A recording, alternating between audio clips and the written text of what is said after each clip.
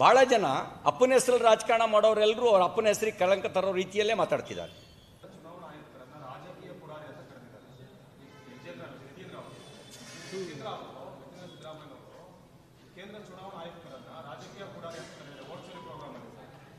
ಏನಾಗ್ತದೆ, ಜನಮಾನಸದಿಂದ ಜನರ ನಡುವೆಯಿಂದ ನೇತೃತ್ವ ಬೆಳೆದು ಬಂದಿದ್ದರೆ ಅನುಭವದ ಮೂಷೆಯಿಂದ ಮಾತು ಬರ್ತವೆ.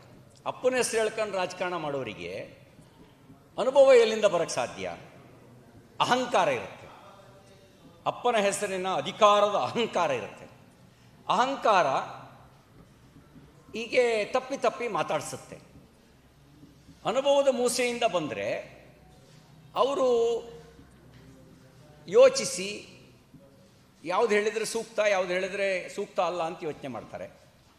ಆದರೆ ಅಧಿಕಾರದ ಒಂದು ಮದ ಹೀಗೆಲ್ಲ ಮಾತಾಡಿಸುತ್ತೆ. ಅದೊಂದು ಸಂವಿಧಾನ ದತ್ತವಾಗಿರ್ತಕ್ಕಂಥ ಹುದ್ದೆ.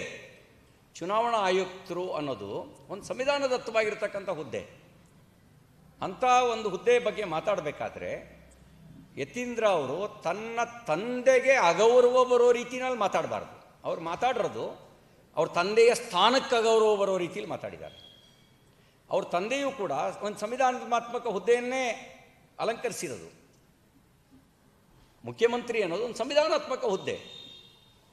ಆ ಸ್ಥಾನದ ಹುದ್ದೆಯ ಘನತೆಗೆ ಅಗೌರವ ಬರೋ ರೀತಿಯಲ್ಲಿ ಮಾತಾಡಿ ಅಪ್ಪನ ಹೆಸರಿಗೆ ಕಳಂಕ ತರುವ ಕೆಲಸವನ್ನು ಮಾಡ್ತಿದ್ದಾರೆ. ಭಾಳ ಜನ ಅಪ್ಪನ ಹೆಸರಲ್ಲಿ ರಾಜಕಾರಣ ಮಾಡೋರೆಲ್ಲರೂ ಅವ್ರ ಅಪ್ಪನ ಹೆಸರಿಗೆ ಕಳಂಕ ತರೋ ರೀತಿಯಲ್ಲೇ ಮಾತಾಡ್ತಿದ್ದಾರೆ.